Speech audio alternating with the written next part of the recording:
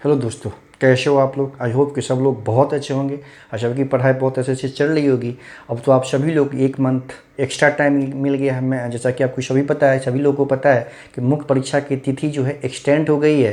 पहले ये अक्टूबर में थी, अब संभावित थी, अब वो एक्सटेंड होकर एक महीना आगे जाके वो नवंबर में अब शिफ्ट हो गया। तो एक महीना आप लोग को अधिक टाइम मिल गया। मतलब अभी से समझिए आप कि लगभग 2 महीना टाइम अभी से एग्जामिनेशन प्रारंभ होने में बचा हुआ है। तो जैसा कि आप लोगों को पता है, अभी हम UKPCS मेंस को फोकस करके जो पेपर 7 में जो मैथमेटिक्स है उसके प्रीवियस ईयर्स को कर रहे हैं।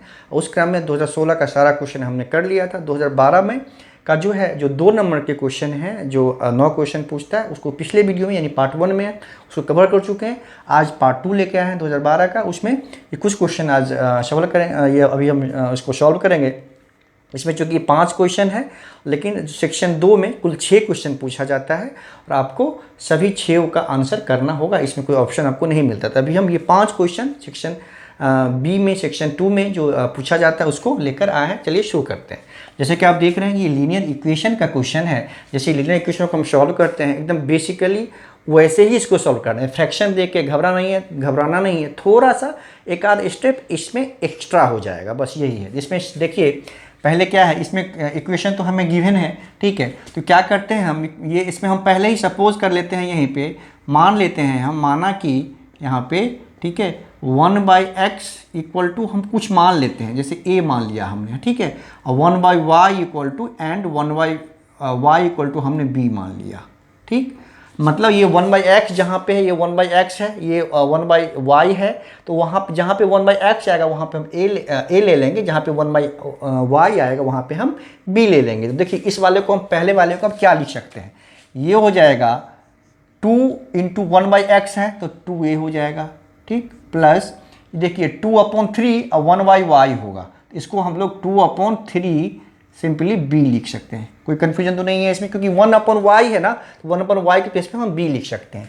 और ये हो गया सिंपली 1/6। ऐसा हम इसलिए किया कि लीनियर इक्वेशन बनाना है तो फ्रैक्शन को हटाना है, बाद में फिर इसमें चेंज कर लेंगे, वैल्यू x एंड y का ही आएगा फाइनली। अब देखिए ये तो हो गया। अब अभी भी ये फ्रैक्शन में ही है, ठीक है, अभी भी ये फ्रैक्शन में ही है। तो अभी इसको लीनियर बनाने के लिए क्या करेंगे, अब ये देखिए इसके नीचे 3 है, इसके नीचे 6 है। तो अगर सबको हम 6 से मल्टीप्लाई कर दें, 6 से मल्टीप्लाई कर दें सभी को, यानी 3 और 6 का जो LCM होगा, जो दोनों के हर में, यहाँ पे 3 है, यहाँ पे 6 है, और दोनों का LCM 6 है, तो इसको 6 से हम सभी टर्म को मल्टीप्लाई कर दें, उससे कोई फर्क नहीं पड़ता है, ठीक है, क्योंकि सभी को मल्टीप्लाई कर रहे हैं, किसी एक को नहीं कर रहे हैं। तो 2a इंटू 6 करेंगे तो ये हो गया हमारा 12a, ठीक है, ये हो गया हमारा 12a। अब देखिए यहाँ पे 6 से मल्टीप्लाई करेंगे तो ये 3 2 6 हो जाएगा, तो ये हो गया हमारा 4b, ये हो गया हमारा 4b, और ये हो गया हमारा 1, ठीक है। इसको हम इक्वेशन फर्स्ट मान लेते हैं, ठीक है। क्या क्या किया आपको समझ में आ गया होगा। उसी तरह से दूसरे वाले को अब क्या लिख सकते हैं, 3/x है तो ये 3a लिख सकते हैं, इसको कोई दिक्कत नहीं है। दूसरा वाला है 4/y है तो इसको 4b लिख सकते हैं, क्लियर है। अब ये है हमारा 1/2 है। फिर इसी तरह से इसको भी कन्वर्ट कर लेंगे। ये यहाँ पे एक ही फ्रैक्शन है, ये सब तो फ्रैक्शन में नहीं है, ये लिनियर ही आ गया। तो 2 है यहाँ पे, फिर 2 से सबको मल्टीप्लाई कर देंगे तो सब क्या होगा, लिनियर में कन्वर्ट हो जाएगा। तो ये हो गया हमारा, देखिए 3a है, ये इंटू 2a करेंगे तो ये 6a हो गया, ठीक। ये 4b है, इंटू 2 से करेंगे तो ये क्या हो जाएगा, 8b हो जाएगा, ठीक। ये भी हमारा 1 आ गया, ये हमारा सेकेंड हो गया, ठीक है। बस इसमें हमको x एंड y का ही वैल्यू पता करना है, लास्टली उसी का वैल्यू आएगा। अब देखिए अब ये बन गया लीनियर इक्वेशन प्रॉपर्ली, ठीक है, ये बन गया रैखिक समीकरण या रैखिक समीकरण, ठीक। अब देखिए आपको पता है कि लीनियर इक्वेशन हम कैसे सॉल्व करते हैं। क्या करना पड़ता है, इसमें किसी a का जो, या तो ये जो वेरिएबल है a एंड b, किसी एक को हम लोग इक्वल बनाते हैं, यानी b के साथ 4 है, यहाँ पे b के साथ 8 है, यहाँ पे a के साथ 12 है, यहाँ पे a के साथ 6 है। तो हम क्या करते हैं, किसी एक टर्म को इक्वल बनाते हैं, मतलब b के साथ जो टर्म है 4, b के साथ जो टर्म है 8, इसको इक्वल, 4 और 8 को इक्वल बना लें, यानी जो 12 एंड 6 को इक्वल बना लें। अगर हम a वाले को इक्वल बनाएंगे तो क्या करना पड़ेगा, इसको करना पड़ेगा मल्टीप्लाई 6 से, और इसको करना पड़ेगा मल्टीप्लाई 12 से। उससे ज़्यादा आसान है कि इसको कर लें हम 8 से इसको कर लें 4 से, जो भी आपको सूट करे, किसी एक को हमको इक्वल बनाना है, ठीक है, इतना ध्यान रखना है। तो क्या करें, इसमें हमें दोनों से करना पड़ेगा। इसमें क्या है, सिर्फ इसको 2 से करेंगे तो 8 हो जाएगा, इसको नहीं करना पड़ेगा। इसीलिए हम क्या कर रहे हैं, पहले वाले को यहाँ क्या करते हैं, इक्वेशन फर्स्ट को क्या करते हैं हम 2 से मल्टीप्लाई कर लेते हैं। इक्वेशन फर्स्ट मल्टीप्लाइड बाई 2, ये लिखना पड़ेगा कि समीकरण 1 को 2 से गुना करने पर यहाँ पे ये लिखना पड़ेगा। ये क्या हो जाएगा हमारा 24a हो जाएगा, ठीक, 24a प्लस ये हो जाएगा 8b और ये हो जाएगा हमारा 2, है ना, ये हो गया। अब ये थर्ड हो गया, ठीक है, थर्ड हो गया। ये हमारा 2 जो है, यहाँ पे 2 है equation, 6a plus 8b equal to 1, ठीक। तो यहाँ पे क्या करेंगे हम, ये सेकेंड वाला था, अब यहाँ पे क्या करेंगे,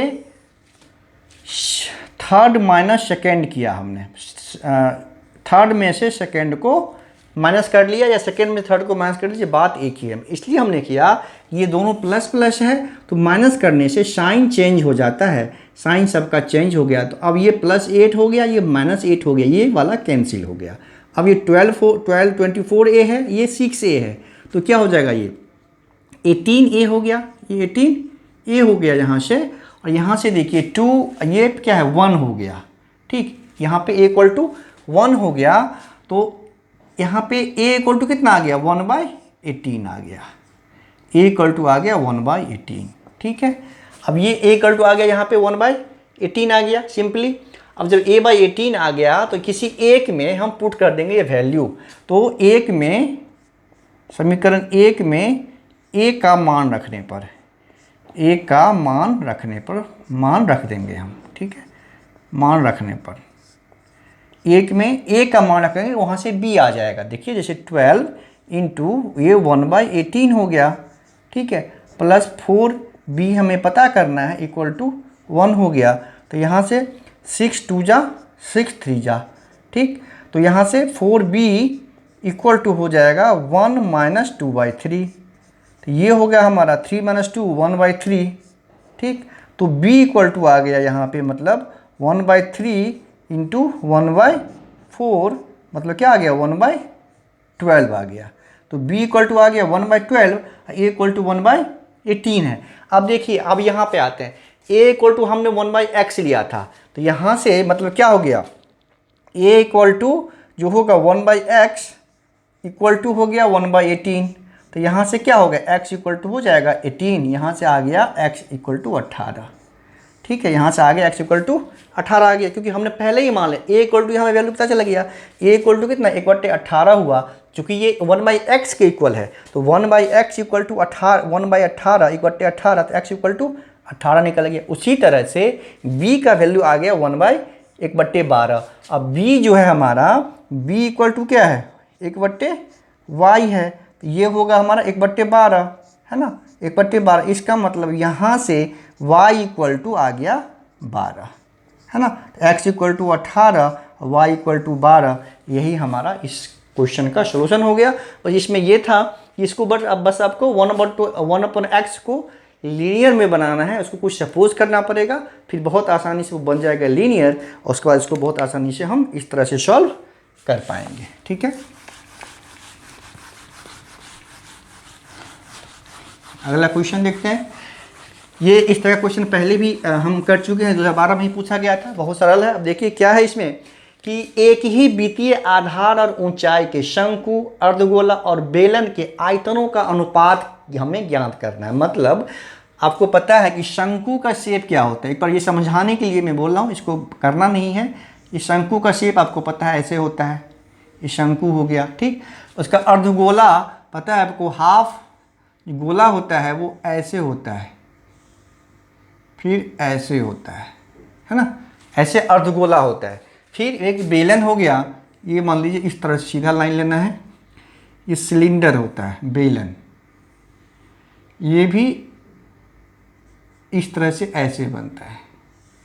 आपको फिगर के साथ अच्छे से समझ में आएगी चीज़ें, ठीक है। ये बनाना नहीं है, आपको सीधा सॉल्व कर लेना है। आप बताओ, इसमें दिया हुआ है कि एक ही वित्तीय आधार और ऊंचाई के, मतलब ये वित्तीय जो इतना, ये जो इसका जो रेडियस है वही इसका रेडियस है, वही इसका रेडियस है। मतलब आर सभी का सेम है, तीनों का रेडियस इक्वल है, ये दिया हुआ है। एक ही वृत्तीय आधार है, मतलब सर्किल जो बन रहा है वो सेम सर्किल है। ये जो सर्किल है वो ये सर्किल बन रहा है, ये सर्किल है, वो तीनों सेम है, यानी तीनों का रेडियस इक्वल है। तो दिया हुआ है क्या हमें, ये है शंकु। तो शंकु की त्रिज्या है ना, शंकु की त्रिज्या बराबर अर्धगोले की त्रिज्या, अर्धगोले की त्रिज्या बराबर हो गया आपका बेलन की त्रिज्या। लिखना पड़ेगा बेलन की त्रिज्या। तीनों इक्वल है, मतलब तीनों बराबर है, तो तीनों को हमने आर ले लिया, तीनों का रेडियस आर हमने सपोज कर लिया। ये माना कि, ऐसे करके लिखना पड़ेगा आपको कि माना कि शंकु की त्रिज्या बराबर अर्धगोले की त्रिज्या बराबर बेलन की त्रिज्या आर, क्योंकि ऐसा क्वेश्चन में ही गिवन है। ठीक, एक तरफ और बढ़ते हैं। अब उसका ऊंचाई देखिए, इसका ऊंचाई ये है, शंकु का ऊंचाई ये है, बेलन इसका ऊंचाई ये होगा आपको पता है, और इसका ऊंचाई आपको ये पता है। ठीक, ये इसका ऊंचाई होगा, मतलब इसका ऊंचाई h है, इसका ऊंचाई h होता है। इसका ध्यान दीजिए, ये जो अर्धगोले का जो ऊंचाई है ना, ये बेसिकली ये भी h होगा, लेकिन ये चूंकि ये अर्धगोले में क्या खासियत है, जितना r होता है ना उतना ही ये भी होता है, मतलब r ही के बराबर ही होता है। मतलब h बराबर यहाँ से r हो गया, मतलब चूंकि दिया हुआ है कि दोनों की ऊंचाई, तीनों की ऊंचाई बराबर है, मतलब ये h है, ये h है, ये h है, तीनों बराबर है h। लेकिन यहाँ पे ध्यान देना है कि अर्धगोले की जो ऊंचाई होती है ना वो त्रिज्या ही होती है, r ही होगी वो। ठीक है, तो जब h इसका h जब r के इक्वल हो जाएगा, इसका मतलब क्या होगा, ये भी h जो होगा r ही होगा, और ये भी h जो है वो r के बराबर ही होगा, है ना, क्योंकि ये h जो है r के बराबर होता ही है। अर्धगोले की जो ऊंचाई है वो त्रिज्या ही होती है। जब दिया हुआ है कि ये h इसका h जब बराबर है, तो इसका h अगर r ही है, त्रिज्या ही है, तो इसका h भी r ही होगा, इसका h भी r ही होगा। ठीक, तो अब यहाँ पर लिख देंगे हम कि अर्धगोले की जो ऊंचाई होगी, अर्धगोले की ऊंचाई है ना, अर्धगोले की ऊंचाई जो होती है वो त्रिज्या के बराबर ही होती है, बराबर अर्धगोले की त्रिज्या, अर्धगोले की त्रिज्या ही होती है वो। ठीक है, अर्धगोले की त्रिज्या बराबर ये भी आर ही हो जाएगा, ये आपको ध्यान रखना। अब अकॉर्डिंग टू क्वेश्चन है ना, हमें तीनों का रेशियो पता करना है। तो दिया हुआ है कि उसका रेशियो किसका रेशियो, आयतन यानी वॉल्यूम का रेशियो। शंकु, अब हमें पता करना है कि क्या करना पड़ना है कि शंकु का आयतन जिस सीक्वेंस में दिया हुआ उसी सीक्वेंस में हमको लिखना पड़ेगा, है ना। शंकु का आयतन इज टू यानी रेशियो अर्धगोले का आयतन, अर्धगोले का आयतन बराबर इज टू, फिर तीसरा वाला में है बेलन का आयतन। तो अगर तीनों का फॉर्मूला आपको पता है तो बहुत आसानी से बेलन का, तो तीनों का रेशियो बहुत आसानी से निकल जाएगा। देखिए कैसे निकल जाएगा। शंकु का आयतन का फॉर्मूला होता है 1/3 पाई आर स्क्वायर एच, मतलब 1/3 पाई मतलब सब में है कॉमन, ये आर स्क्वायर मतलब रेडियस का स्क्वायर इंटू हाइट। ठीक है, इसका देखिए, इसका होता है जो होता है 2/3 pi r cube, 2/3 pi r cube होता है अर्धगोले का आयतन। गोले का एक्चुअली होता है 4/3, तो अर्धगोले का हो जाएगा उसका हाफ यानी 2/3, और बेलन का होता है पाई आर स्क्वायर एच। ठीक है, पाई आर स्क्वायर एच होता है किसका आयतन, बेलन का आयतन। इसको आप देखिए, आपको पता है कि 1/3 पाई है, ये आर स्क्वायर है, और यहाँ पे h भी ना r के बराबर ही है। सभी जो मैंने अब इसलिए पहले ही बता दिया कि सभी h जो है r के बराबर ही हो जाएगा, तो ये भी आपका r हो जाएगा। ये 2/3 पाई, ये तो r क्यूब है ही, क्योंकि r स्क्वायर इसका और h ये h r के बराबर है, ये r क्यूब पहले से ऑलरेडी हो गया, फिर आपका is two pi r square, ये भी इसका भी एच जो है वो आर के बराबर हो जाएगा। ठीक, ये हो गया। अब देखिए ये तीनों पाई आर क्यूब हो गया, pi r cube pi r cube, ये तीनों कट गया है ना, ये तीनों कैंसिल हो गया, मतलब रेशियो हो गया इसका 1/3:2/3:1।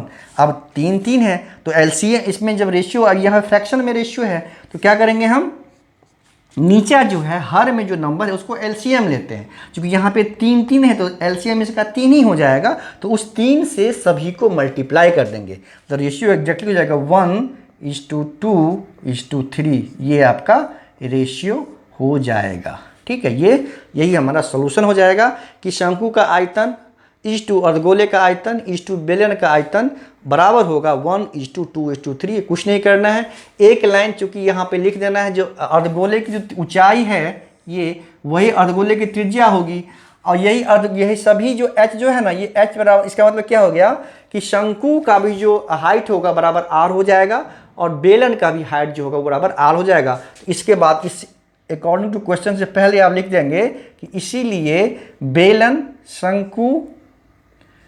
शंकु का जो, अब शंकु की ऊंचाई जो होगी, शंकु की ऊंचाई बराबर बेलन की ऊंचाई, वो भी आर ही हो जाएगा। क्यों होगा मैं हम डिस्कस कर चुके हैं, बेलन की ऊंचाई ये भी आर ही हो जाएगा बराबर आर। क्यों होगा हम अच्छे से क्लियर कर चुके हैं। इस तरह से सेकेंड क्वेश्चन जो है वो ऐसे हम लोग सॉल्व कर सकते हैं, बस फॉर्मूला पता होना चाहिए तीनों का।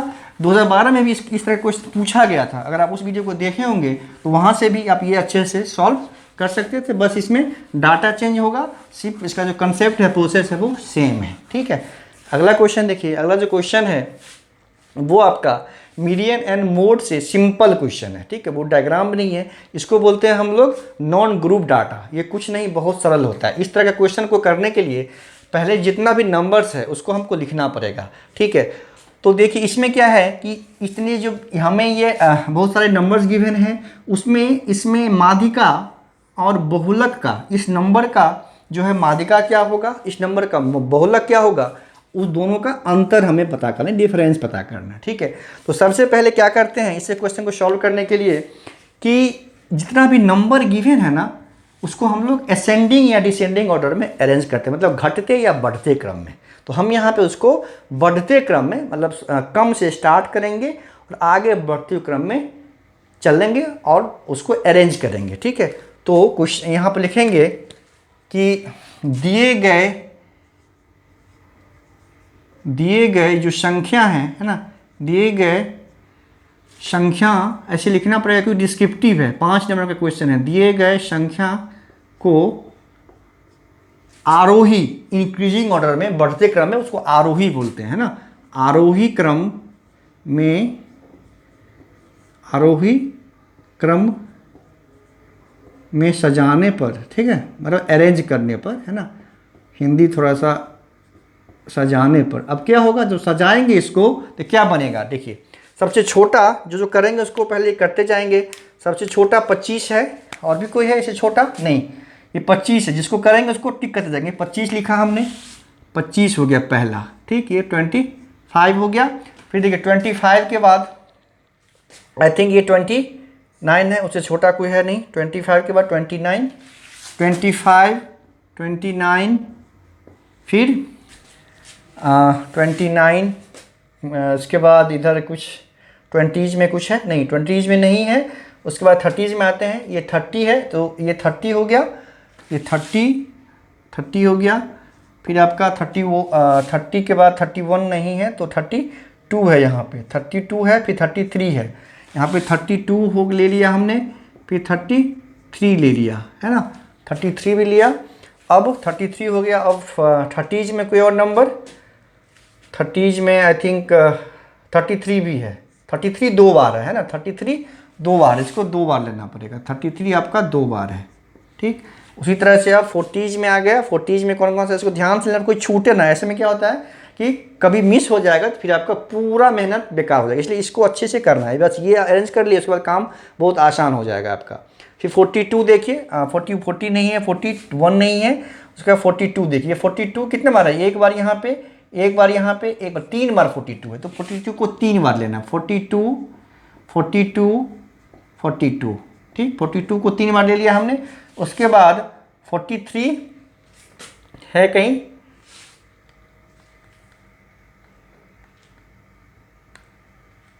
नहीं 43 नहीं है, 43 नहीं है, फिर 45 है यहाँ पे, 45 है, तो 45 लिया हमने यहाँ, 45 लिया, ठीक है, 45 हो गया। उसके बाद 46 नहीं है, 45 एक ही बार था, और 46 है यहाँ पे, 46 भी है, 47 भी है, उस दोनों को ले लेते हैं। 46 हो गया, 47 हो गया। अब देखिए अब कौन कौन सा बचा इधर, 46 47 48 भी यहाँ पे है, 48 लिया हमने, 48 लिया। ऐसे पहले अरेंज करना पड़ेगा बहुत ध्यान से, कोई छूटे ना, ठीक है। 48 हो गया, 48 और नहीं है, और 49 नहीं है, 50 नहीं है, फिर आपका 51 यहाँ पे है, 51, ये 51 हो गया, ये 52 हो गया, 53 हो गया, तीनों ले लेते हैं। ये 51 52 53 ये हो गया, 53 हो गया। अब यहाँ पे 54 है, ये ले लिया हमने, 54। ऐसे ही टिक करते जाएंगे तो कोई छूटेगा नहीं, ठीक है, जो जो लेंगे उसको टिक कर देंगे। 54 हो गया। अब देखिए कौन कौन सा बच रहा है, इधर 60 बच रहा है, इधर 65 बच रहा है, और कोई इधर बीच में आई थिंक सब हो गया। तो एक 60 बच गया, एक यहाँ पे 65, एक 72 है ना।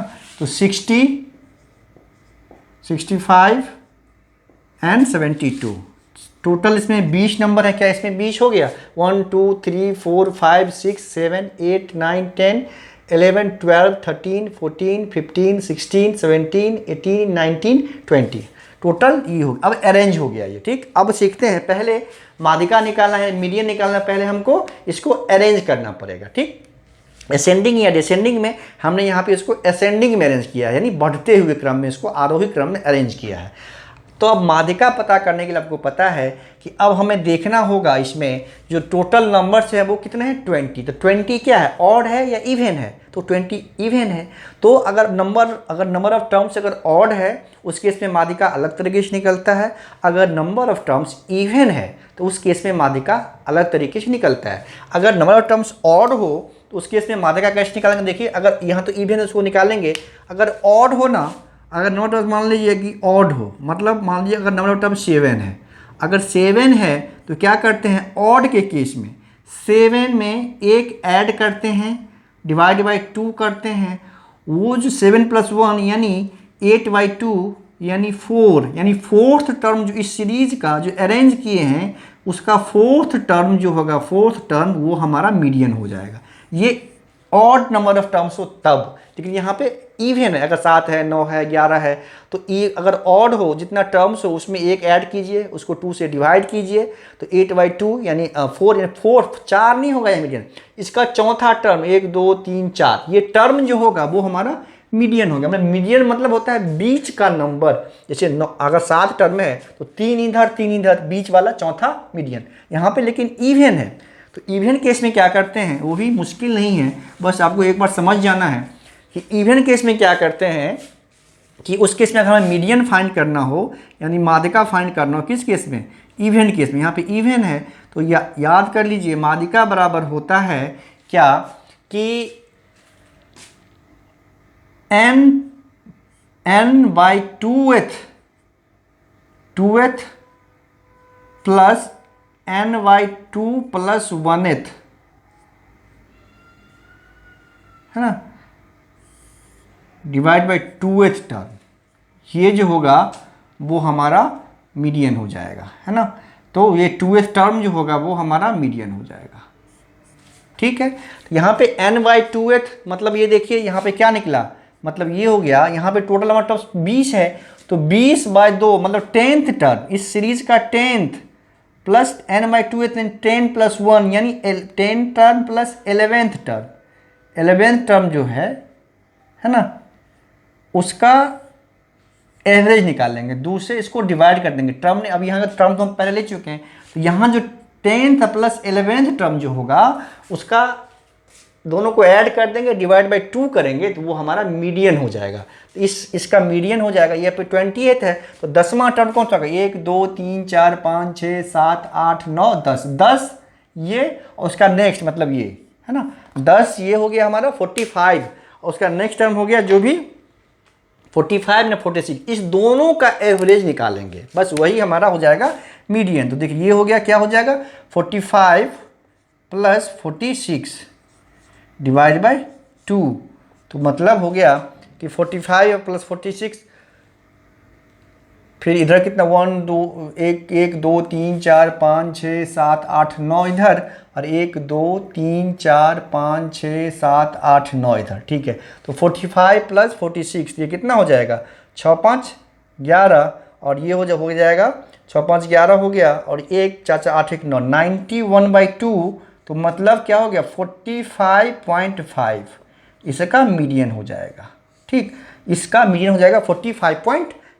अब बहुलक कुछ नहीं होता है, बहुलक क्या होता है, जो संख्या सबसे अधिक बार रिपीट हुआ है, ठीक है। इस नंबर में, इस जो डाटा गिवन है, तो जो संख्या सबसे अधिक बार रिपीट हुआ है वही होता है बहुलक। तो लिखते ही वक्त आपको पता चल गया था कि 42 जो है, देखिए 1 बार 2 बार 3 बार, ठीक है।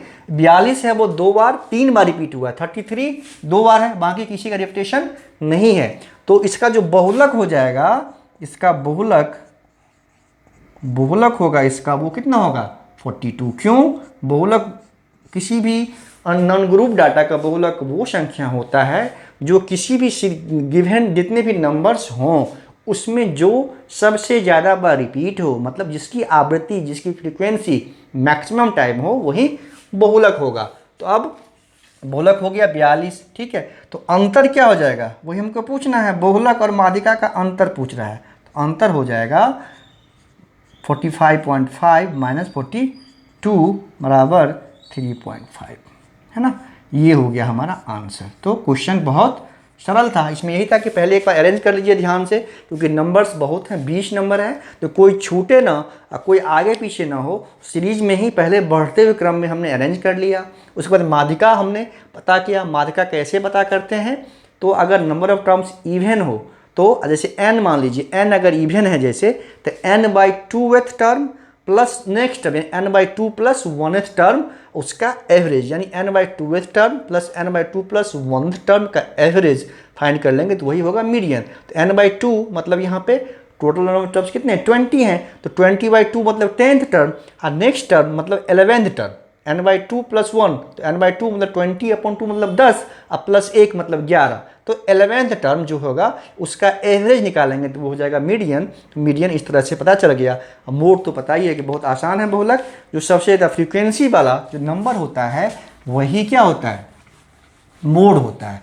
तो ये क्वेश्चन आसान सा था, लेकिन जब ये 2012 का जब क्वेश्चन सॉल्व हो जाएगा प्रॉपरली, तो हम अलग अलग जितने भी टॉपिक हैं जो हमने किया है, जिससे क्वेश्चन आता है, उस टॉपिक को भी अच्छे से कवर करेंगे एक बार जब 2012 का क्वेश्चन, सारा क्वेश्चन हम सॉल्व कर लें, ठीक है। अगला क्वेश्चन देखिए, ये एवरेज पे बेस्ड है, ये भी आसान क्वेश्चन। एक कक्षा के विद्यार्थियों की औसत आयु 15 वर्ष थी जब 5 अन्य लड़कों को, जिनकी औसत आयु 12 वर्ष 6 माह है, भी प्रवेश दिया गया, तो पूरी कक्षा की औसत आयु 6 माह घट गई, ठीक है। तो कक्षा में प्रारंभ में कितने विद्यार्थी थे, तो यहाँ जो इनिशियली कितना स्टूडेंट था वो हमें पता करना है। तो इसको वैसे ही सपोज कर लेते हैं कि मान लेंगे हम कि माना कि कक्षा में जो प्रारंभ में विद्यार्थियों की संख्या है ना,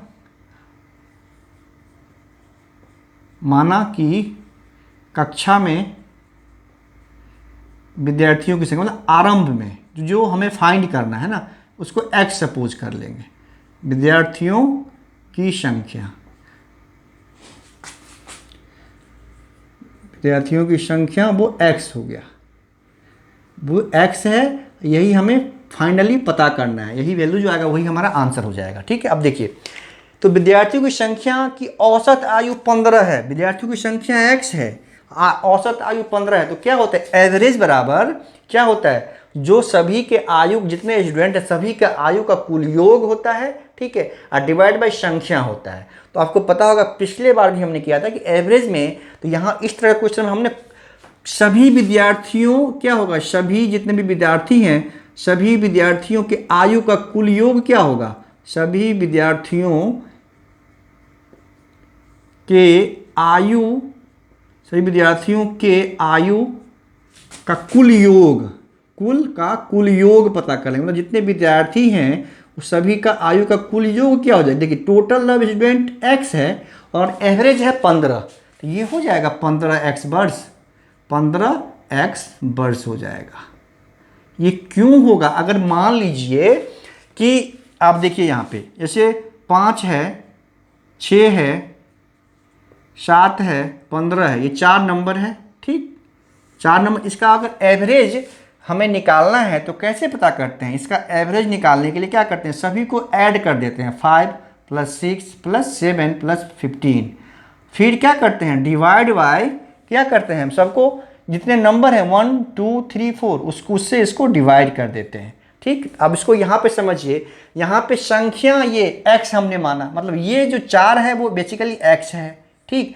एवरेज जो है यहाँ पे हमें गिवन है 15, तो सभी का योग जो होगा, ये जो होगा ये वाला क्या हो जाएगा, जब ये निकालना हो हमें तो एवरेज को संख्या से मल्टीप्लाई कर देंगे तो सभी का योग निकल जाएगा। बस यही हमने यहाँ पे किया है कि यहाँ पे संख्या x है, एवरेज 15 है, तो सभी के आयु का कुल योग जो होगा वो क्या हो जाएगा, 15x वर्ष हो जाएगा। बस यही कंसेप्ट है सिंपली, और कुछ नहीं है। उसके बाद यह जब 5 अन्य लड़कों को जिसकी आयु 12 वर्ष 6 माह है, अब क्या होता है, फिर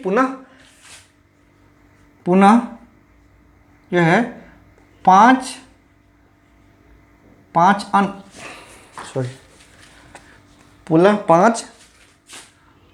अन्य छात्रों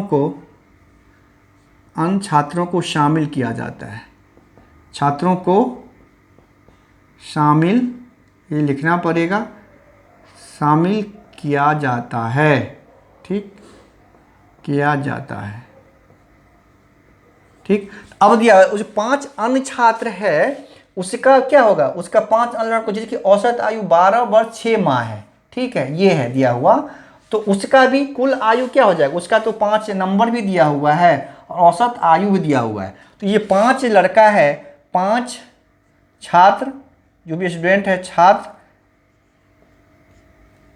की आयु का योग क्या होगा, आयु का योग, सभी पर आयु को योग, इसका को कुछ करना ही नहीं है आपको, इसमें जो दिया हुआ है कि नंबर 5 है, ठीक, और एवरेज है 14 वर्ष 6 माह यानी 14.5 वर्ष, है ना, तो मतलब 14.5 ये एवरेज है, तो ये हो जाएगा 14 पंचे 70 और 5 और आधा कर दिए 2.5, 72.5 हो जाएगा, है ना। 5 का जो स्टूडेंट बाद में ऐड हुआ है उस सभी का कुल योग हो जाएगा, उम्र का हो जाएगा 14.5, ऐसा इसलिए किया हमने 14 वर्ष 6 महीना, 6 महीना मतलब हाफ ईयर, आधा वर्ष, ठीक है, तो ये 14.5 हो गया, मल्टीप्लाई कर दिया इसको, तो ये हो गया हमारा 72.5 ईयर्स। अब देखिए, अब दिया हुआ है प्रश्नानुसार, बस ये यहाँ पे समझना है क्वेश्चन सॉल्व, ठीक है, प्रश्नानुसार क्वेश्चन में क्या दिया है उसके हिसाब से अब यहाँ पे हम सॉल्व कर लेंगे। प्रश्नानुसार क्या दिया हुआ है कि अब सबको जब सम्मिलित कर लिया जाता है, ठीक है, अब सबको यानी यहाँ जो x स्टूडेंट था सबको, ये नया 5 हो, जब सबको एक साथ कर लेते हैं उस केस में एवरेज जो है जो पहले था, यानी एवरेज जो 15 वर्ष था पहले, वो एवरेज में पहले 15 था, पहले ओरिजिनल एवरेज में 6 माह की कमी हो जाती है, 6 माह की कमी हो जाती है। अब ये 12 है, सॉरी ये 15 नहीं है, 14 नहीं है, 12 था, सॉरी यहाँ पे इसको 12.5 है, यहाँ पे थोड़ा सा चेंज करना पे 14.5 नहीं है, तो 12.5 है बेसिकली, ये 12.5 होगा यहाँ पे, है ना, 12.5 होगा, ये 12 पंचे 60 और ये हो जाएगा 62.5 वर्ष, है ना, ये 5 अभी ये था, ठीक। तो सबको शामिल कर लेते हैं, जब एक साथ कर देते हैं उस केस में एवरेज जो है पहले से 6 महीना कम हो जाता है, पहले से 6 माह कम हो जाता है। देखिए तो कुल, अब देखिए सभी छात्रों को मिला के कुल उम्र कितना हो जाएगा, ये था 15x, तो 15x ये हो गया 15x, अब 5 जो ऐड हुआ उसके सभी का योग कितना है 62.5, है ना, और नीचे अब देखिए अब टोटल कितना हो जाएगा, पहले था x, अब 5 और ऐड हो गया तो कुल स्टूडेंट कितना हो गया, x + 5 हो गया, x + 5 हो गया ना, तो ये तो एवरेज ही हुआ ना, ये सभी का कुल उम्र का कुल योग है, सभी का उम्र को मिला के कुल उम्र इतना है और छात्र संख्या इतना हो गया, x पहले और 5 बाद में, ये एवरेज ही हुआ।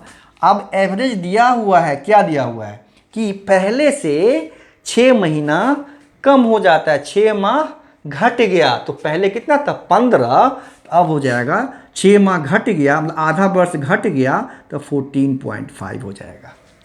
क्लियर है, 14.5 हो जाएगा क्लियरली। अब यहाँ से कर लेंगे क्रॉस मल्टीप्लिकेशन और हमारा x का वैल्यू आ जाएगा। ये देखिए 15x यहाँ से प्लस 62.5, फिर ये 14.5 है, x हो गया, ये जगह 14.5x, ये हो गया हमारा 5 गुने 14.5, ये होगा 72.5 है ना, ये होगा आपका 72.5, ये प्लस है, यहाँ पे प्लस होगा, ये प्लस हो गया। ठीक, अब क्या करेंगे 15x इसको इधर ले आएंगे तो ये हो जाएगा 0.5x, 15x में से 14x घटा देंगे, आधा x बचेगा, और ये 72 है, 72.5, ये हो गया 62.5, ये कितना हो गया हमारा, ये हो गया सिंपली घटा देंगे तो ये हो गया 10, 72.5 में से 62.5 जाएगा तो कितना हो जाएगा 10। तो यहाँ पे मतलब हो गया x इक्वल टू क्या हो जाएगा 10/0.5, मतलब ये डिसिमल हटेगा, यहाँ पे हो गया 10, तो 5 दूना 10, तो ये हो गया 20, मतलब छात्रों की जो संख्या थी वो थी 20। आंसर हो गया हमारा, स्टूडेंट जो था प्रारंभ में वो कितना स्टूडेंट था 20। तो आसान था, थोड़ा सा समझना था, कुल योग सभी के आयु का कुल योग निकाल लेना था, उसमें हमने x सपोज किया, फिर 15 एवरेज दिया, 15x वर्ष हो गया, बाद में 5 स्टूडेंट और शामिल होता है और उसमें एवरेज एज है उसका 12.5 वर्ष। तो अब 5 छात्रों को शामिल कर लिया जाता है, उसके पश्चात 5 छात्र की आयु का योग कितना होगा, मल्टीप्लाई कर दिया, संख्या गुने औसत, कुल योग हो गया। तो आप सभी का सबको अब शामिल कर लिया, एक साथ मिला दीजिए, पहले x स्टूडेंट बाद में 5 और आ गया, तो सभी छात्रों को मिला के उसके उम्र का कुल योग क्या हो जाएगा 15x प्लस 62.5। अब छात्रों की कुल संख्या कितनी, पहली थी x, अब है 5 और ऐड हो गया, ये हो गया x प्लस 5। तो ये अब नया एवरेज ही तो हुआ ना, अभी ये सबको साथ मिला दिया तो एक नया एवरेज निकल गया।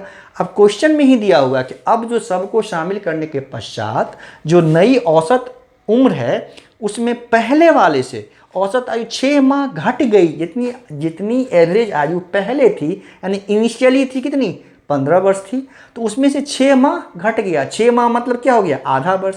ठीक है, तो 15 माइनस आधा कर देंगे तो 14.5 वर्ष बच जाएगा, उसी को सॉल्व कर लिया, हमारा आंसर बहुत आसानी से आ गया। ठीक है, तो आराम से समझना है चीज़ों को, टफ नहीं है। ठीक है, अगला क्वेश्चन है उसको भी देख लेते हैं। ये क्वेश्चन क्या है,